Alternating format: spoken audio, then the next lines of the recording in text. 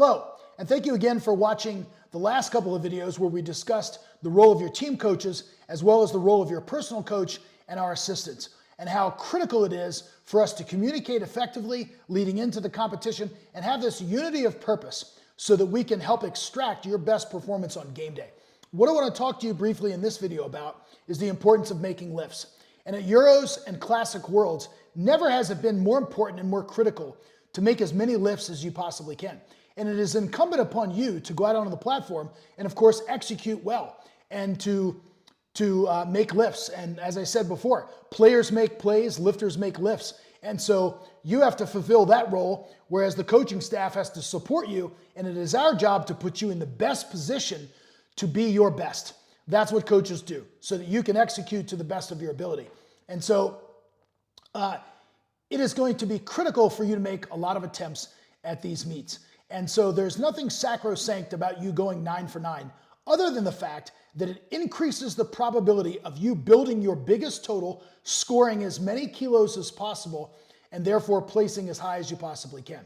You see, powerlifting is not simply a test of strength, because it doesn't always determine who's the strongest, and the strongest person doesn't always win.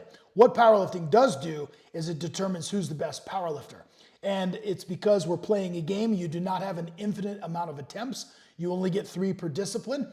And it is critical that you make each one, if possible, so that you can score as many kilos as possible.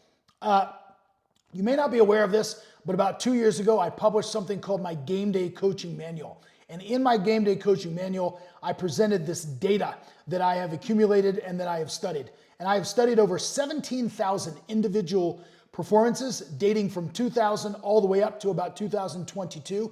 And what I found is that the winners, the ones standing atop the podium with a gold medal around their neck at IPF World Championships, make approximately 7.4 lifts out of 8. And most recently, as Lithuania last year in 2024, the gold medalists lifted an average of 8.1 attempts out of 9.